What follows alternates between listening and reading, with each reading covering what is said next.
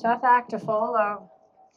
My opinions and views can't easily be read and seen on YouTube. I'm from Newfoundland, so I'm not sure if I get the opinions from that or from the fact that I've lived here for 16 years.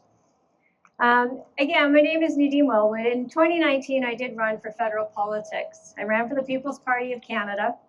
And many people will probably, why? Why would you do such a thing? And one of your members actually here on the website said it really well. And to quote Brenda Day, she said, "The freedoms you give away today are the freedoms your grandchildren will never know existed tomorrow."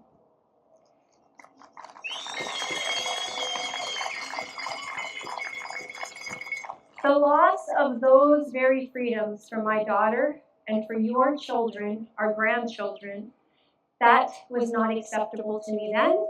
It is not acceptable to me now, nor should it be acceptable to you. Freedom too frequently dies in silence. It needs people like you and I, exactly what we're doing here today, to defend it. It needs a voice, your voice. For many years now, I have shared my concerns about our attacks on our freedoms, especially our freedom of speech. Take a look around at the amount of censorship everywhere today. I have spoken in defense of freedom, fairness, respect, and responsibility. It is only right that our governments do the same. I have always demanded that the government recognize and uphold one rule of law that applies to all of us equally. We are all equal citizens, and we reject special privileges granted on some at the expense of the many. Freedom applies to us all, to each and every citizen. It does not discriminate. It does not care if you are black or white. It does not care what race you are. It does not care about your sexual orientation. But it does not force one person's view on another. It seeks truth and encourages debate. Wouldn't that be nice? This is what tolerance is about. Tolerance is understanding that your freedoms end where mine begin. Freedom does not partake in identity politics. It does not support a cancel culture. It sees only people who are equal under the law, each striving to do their best with what they have each and every day. The role of government is really quite simple.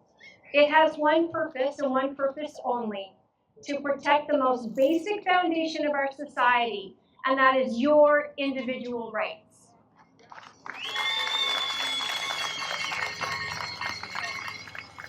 Now, I can end my speech right here, but they told me I had to speak for 20 minutes, so you're stuck with me. They put me at the end, and I said, "Oh, sure, leave the political person to the end and then go watch the crowd scatter." They want to make sure you all leave. So when I was asked to talk today, though, I thought about how best to tackle this subject. And being a little political, I thought, why not? You've heard from so many people about the stats, the data, the medicine, and they've shared their views and their opinions on the lockdowns. But I know for many of you, you're not much interested in politics. But politics is very interested in you.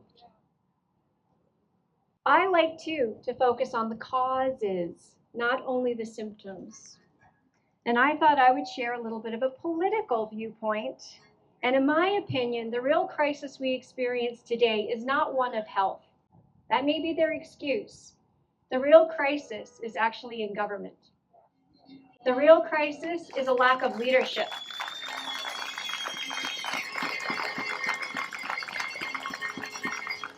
I want to thank the organizers, because it's events like this that allow our voices to be heard, that allow other people to see a different view, to hear a different viewpoint. And that's how we change the world, one person, one event at a time. So I'm going to start with an example of someone and some state that I think did a very good job of doing things differently around COVID. This person has demonstrated, in my opinion, real leadership. Ms. Kristi Noem, Governor of South Dakota. Should have known this crowd has heard of her. Well, Ms. Noem consulted a multitude of experts, from medical experts, and a variety of them, from psychologists to virologists. She consulted with constitutional lawyers. She consulted with teachers. But you know who she consulted with, most important? The people. She asked the people that she represented, the families, the business owners, who every decision that she made were going to affect. Where's Mr. Kenney? Did he ask any of you? Mr. Trudeau? She resisted the fear and the propaganda pushed by a media narrative, and she formed a much different response. She never forced a single school to close, never asked children to wear masks. She never demanded a single business or a church to refuse its members service.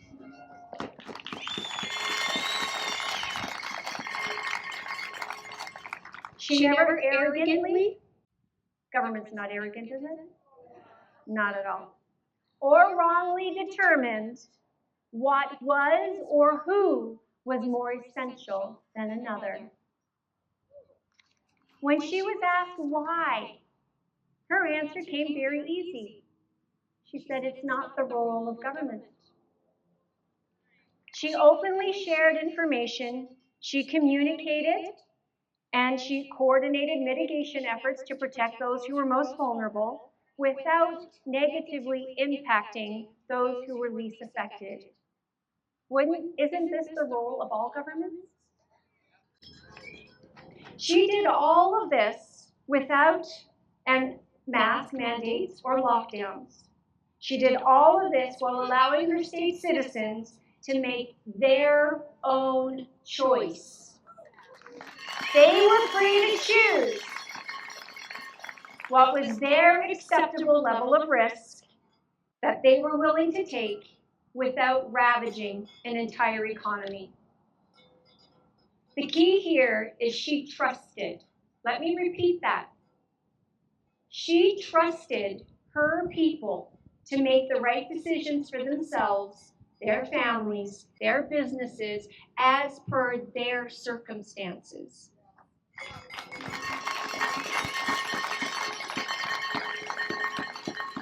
Now, she was mocked, ridiculed, even threatened, but she held firm.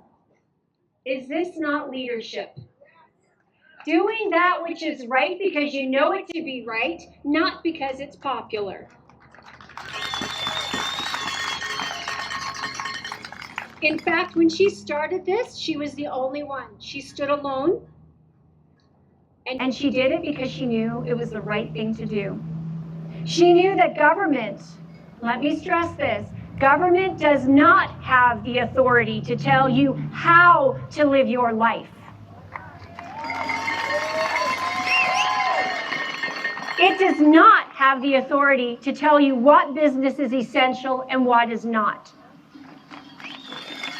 No government, this is still a free society, and no government has that authority.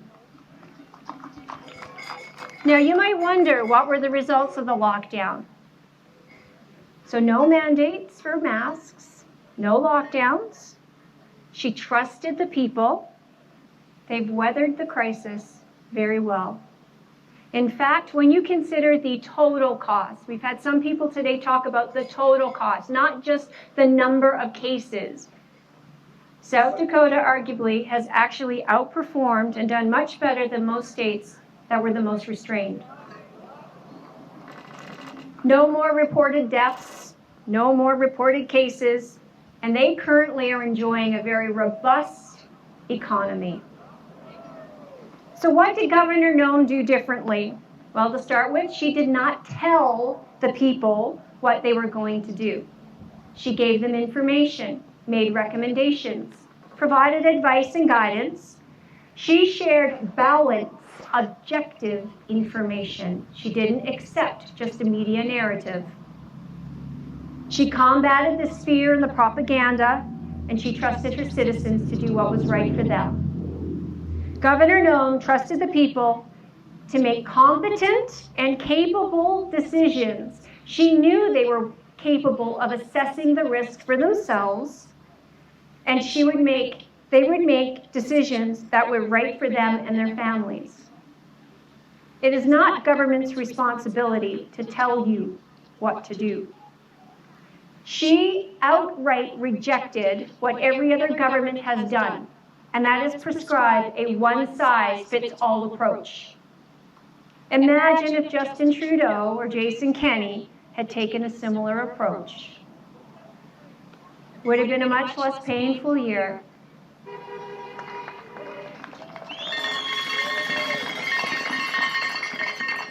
In the face of adversity, Ms. Noem demonstrated to the world what true leadership, in my opinion, looks like. She often stood alone in her own conviction, based upon fact. Science is a word that's been hijacked, I think. Not media narratives, not an opinion, and she communicated those facts and restricted her own authority to its proper jurisdiction. What does true leadership look like? A real leader does not ask of anyone more than they are willing to do themselves. Leaders follow the same rules that they ask those in which they lead. They walk their talk. Mr. Kenney talked some pretty big talk. He's not really walking it. Their actions are consistent with the spoken word.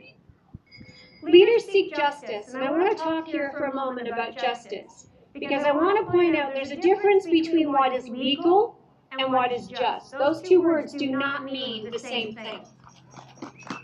Leaders seek relevant information, but they continue to be teachable. So I want to stress an open mind. In order to be receptive to a difference of opinion, you have to have an open mind. And our political leaders have ignored qualified and respected individuals in their field to show favor only to those who support their own narrative. Barrington Declaration, anyone?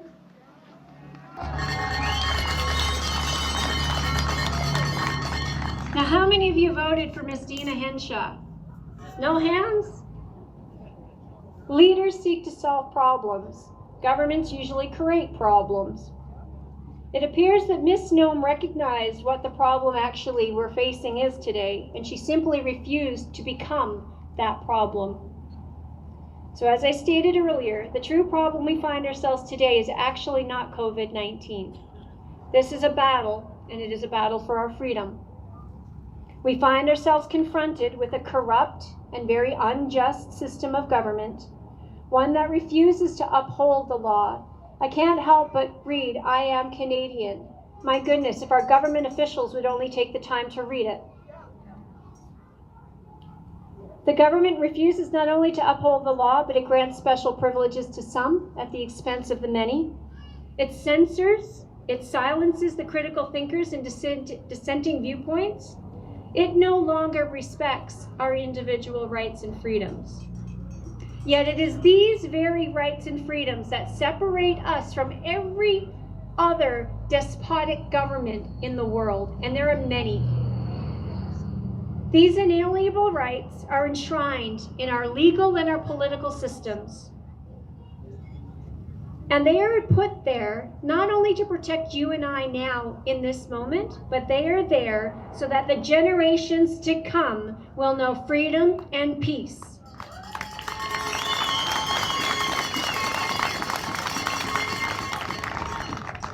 This is how we avoid the madmen, the Stalins, the Maos, the Pol Pots of the world. It's through enshrining these inalienable rights in our Constitution, in the Bill of Rights, in our Charter of Rights and Freedoms. And it is the government's responsibility, their primary responsibility, to uphold them.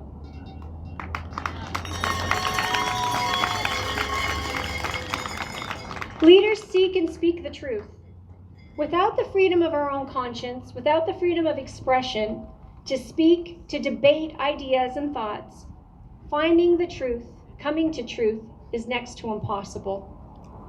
Today's cancel culture threatens our freedom of speech, and it does not believe in truth, but rather it promotes nothing but opinion and emotion. Leaders accept responsibility for their actions, for their decisions. They listen to the people, they advise, they gather information from all sides, not just one side, all sides, holistically before they chart a course. Somebody mentioned earlier, Colonel Redmond, emergency response, has gone around the world, and yet we didn't have the sense enough to even ask him, let alone listen to what he had to say. Ultimately, it's our politicians who have abdicated their responsibility, and now they hide behind unelected officials, bureaucrats who are not accountable to you and I, the public.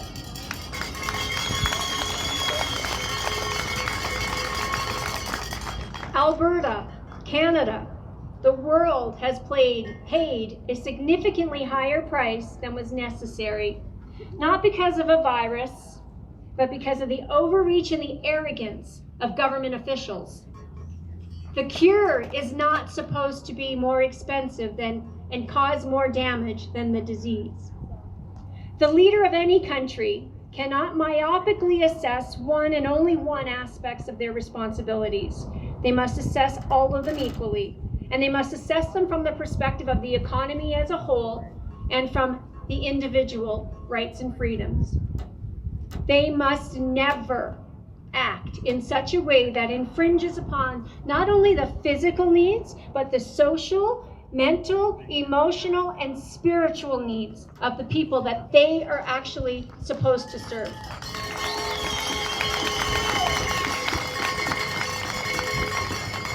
British Columbia has had more opioid-related deaths in 2020 than COVID deaths. So where's the pandemic actually lie? Canada's suicide rates are some of the highest levels we've ever seen. Youth depression, unemployment. Somebody mentioned the debt. Debts have to be repaid. Not to mention the undiagnosed cancers and treatments. That's the total cost.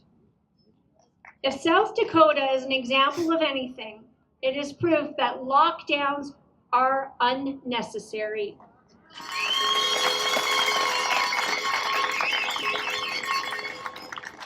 And in fact, they have caused more harm than good. Still, here we are, 1 year later, after, it's just 2 weeks. 1 year later, while some states, Florida, South Dakota, Texas, the list goes on, are enjoying their freedom, sitting out on a balcony right now, enjoying a beer. We continue with harsh lockdowns. Mr. Kenney refuses to open the economy. He refuses to lift the restrictions, and worse yet, he continues to move the goalpost or agree to his own terms, despite the evidence. I'm going to share a quote that Dr. Theresa Tam, everybody's favorite person, restated this week. Her quote is, "Her early low-risk claim for the virus was correct." And I'm going to repeat that because she's actually saying here her early on, her low-risk claim for the virus was correct. So this is not such a big pandemic after all, perhaps. She states, it was not wrong. It is just that it is important to also provide what the future state might look like. She added, public health agencies need to be prediction organizations and not just assess the risk of the present moment. This is not the role of government to predict a hypothetical future outcome. This is absurdity. Miss Notley, she'd have us in a worse situation. As the real data comes in and the truth is harder to deny, the reality is our politicians have failed us.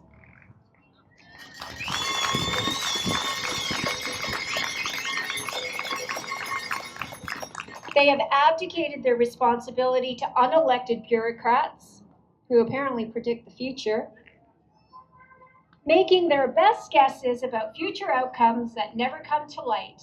They themselves have created a crisis and have now deemed themselves rulers.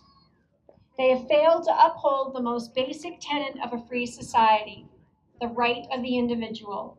Their failure to consider all the factors from a holistic perspective have caused more damage and more harm than was needed. What do we learn from all of this? Well, we cannot change the past. Somebody already said it. We can only look forward. But it is important to learn from the past so that we never repeat it.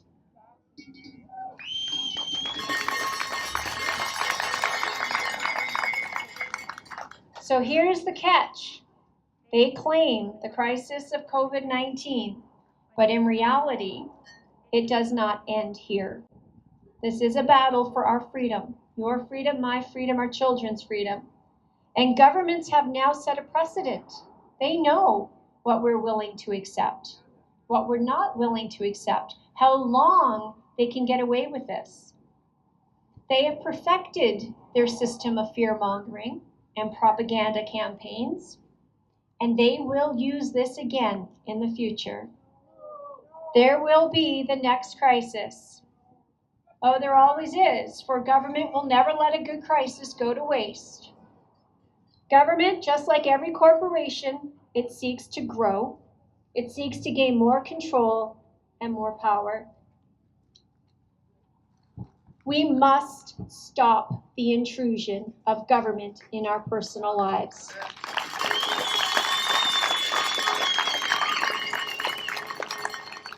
After all, government is our creation, and we must take back control of this thing.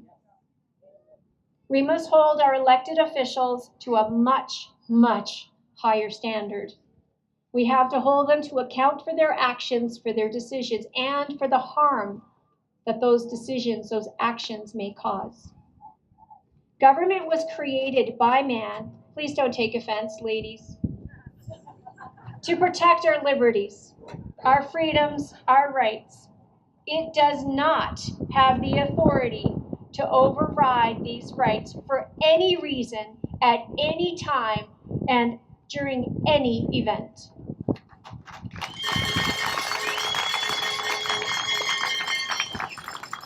Here comes the hard part, because we too have made mistakes. How often have we said, the government should do something about that? We all do.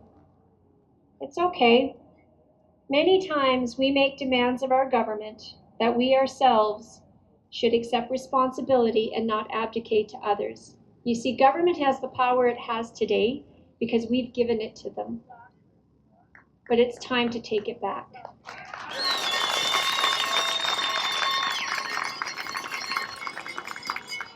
Government is happy to assume the power that we freely give them, but with freedom comes personal responsibility. And before we look to government to answer our problems, we should really consider if that is indeed what we want. Let's take health for an example. How many Canadians would honestly want the government to be 100% responsible for their health and their wellness for them and their families? Do you really want a small group of individuals unknown to you dictating what you can eat, what you can drink? Mr. Gates believes that insects and plant proteins is better than real meat. I like beef.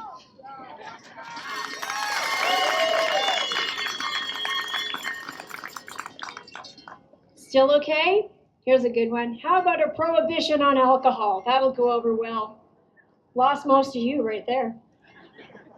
Soda pop? What if the only exercise you were allowed was yoga? My dad actually calls it yogurt. Isn't it acceptable to mandate that everybody wear a mask in a public place?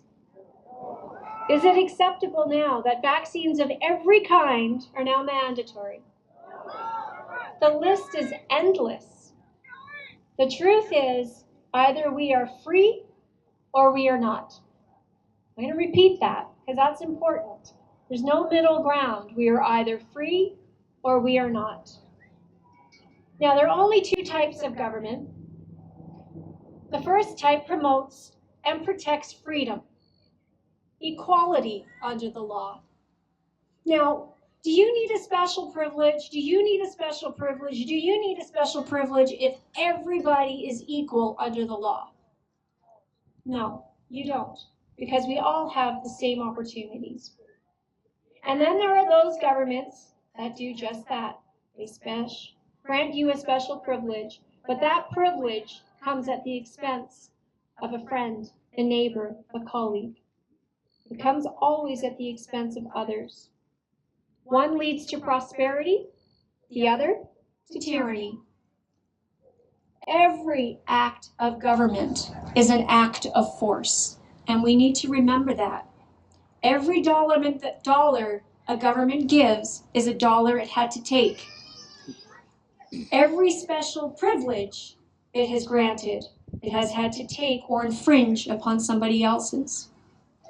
Again, the single most important function of government is to protect and secure the individual rights and freedoms of its citizens. Rights and freedoms in Canada are granted by a much higher authority than man. They are actually granted to us from a creator. Now, some people take offense to this, but it's very crucial, it's critical in our legal system that our laws are made, our rights are founded on a creator.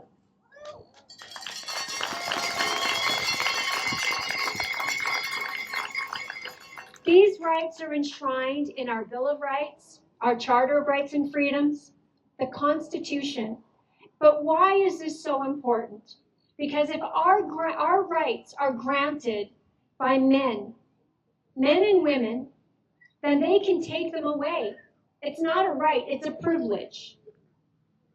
And then we would be forever subjected to the whims, the dictates of an individual or a small group of people who happen to have a little authority. In a free society, where the rights of the individuals are protected, those rights granted from a higher authority, from a creator, it is the right of every citizen to pursue his or her own faculties to the fullest extent possible. In fact, it is your obligation in search of your greatest potential, in search of your own personal health, growth, and happiness. Government is a creation of man, and as such, it has no authority to determine the value or the worth of you, your business, to tell you what is best for your family and what is essential and what is not. The single biggest threat I see today to our civil liberties, to our freedom, to our individual right to life, liberty, and property is the very government that was put into place by us to protect these very rights. Thomas Paine stated, "Rights are not gifts from man to one man to another, nor from one class of men to another." Now I want to share, I'm a big fan of Frederick Bastiat. I'm a chartered investment manager. I've dabbled a little bit in finance. And there's a great book called The Law.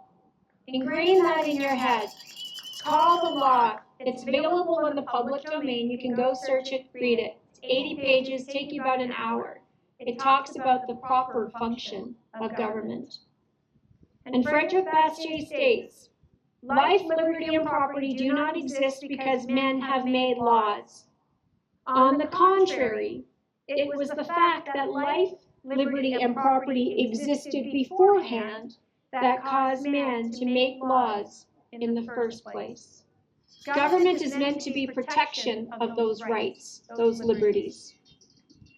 If we have learned anything, my hope, this is my hope today, is that we recognize just how far we have strayed from the true purpose of government, the protection of those civil liberties. And we must work once again to bind and restrict government to its proper function.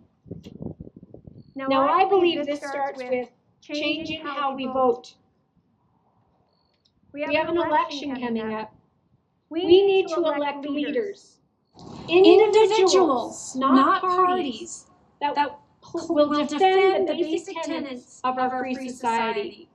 It is individuals who acknowledge and respect the rights of the individual, who will uphold that each person is created equal under the law, and most importantly, outspokenly defend those rights.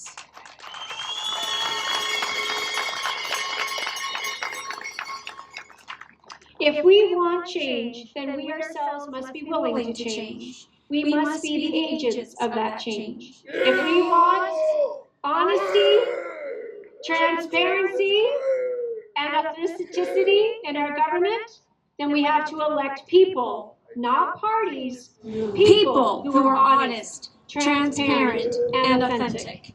We must change how we vote. We need to elect leaders, individuals. Again, this is not about party politics. That's a big reason why we're in the mess that we're in. No more bums that sit in a seat that just parrots a party leader, that allow themselves to be whipped to comply with the party line, who are afraid to speak on any issue without the approval of their party. What is the role of our elected MPs, our MLAs, if it is not to be our voice? We pay their salaries, not a party, not a leader of a party, you and I, the taxpayer.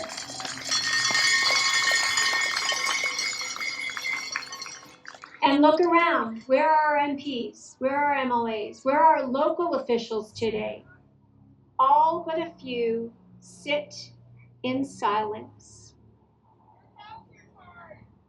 I'd like to tie their hands. We are not all in this together. What sacrifices have they had to make as a result of their own policies? Now, we're all human. We're all capable of making mistakes. We're all capable of succumbing to fear, corruption, and error. We have to accept that individuals do make mistakes. Perfection is not the goal, but honesty and sound principles should guide every decision in government.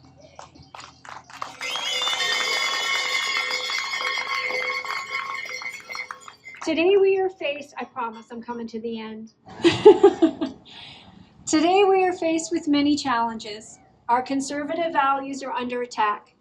Common sense values, really, that are time-tested, they're proven through the observation of the right outcome. Censorship is everywhere. By limiting our freedom of speech, this is a death sentence to a free society. Without the freedom to speak, to challenge, to debate, that is to condemn the truth, and freedom will die in silence.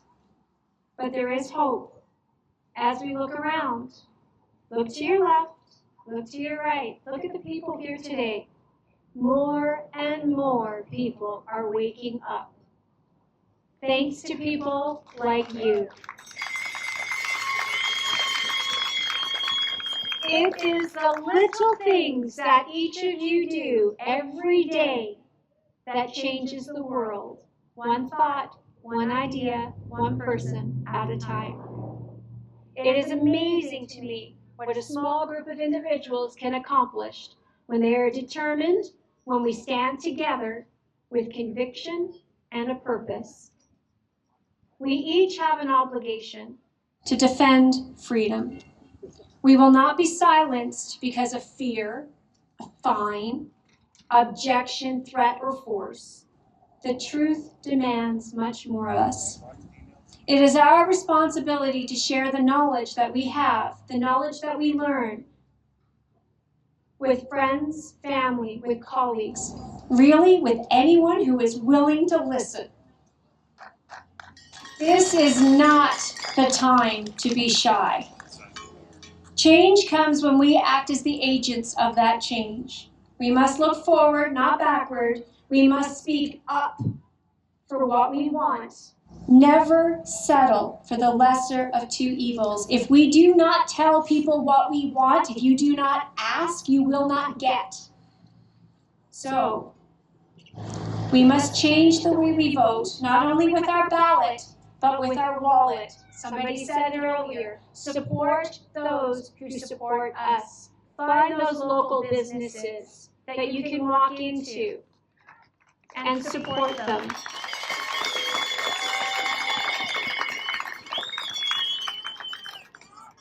Support those who stand and are vocal in the defense of freedom. Our forefathers, our veterans, deserve as much, don't you think?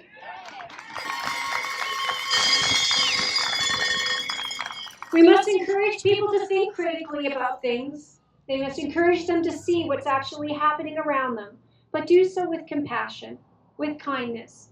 Engage them with questions, not facts. You don't win people over with facts, regrettably. Fact is not a good weapon against emotion. But we must help others to see truth, gently, but without shame, without guilt, and certainly without remorse. Now is the time to be courageous. Alexander Solzhenitsyn, author of the Gulag Archipelago, I'm a little bit of a bookworm.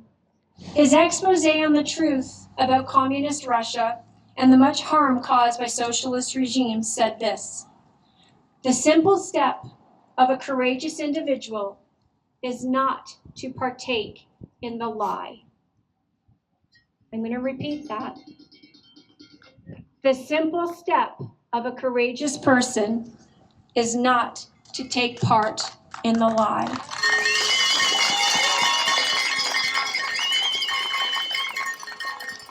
I will end with this.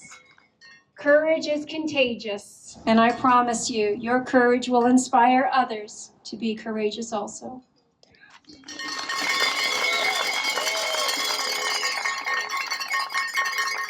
I'll do a little Nancy Pelosi. Thank you.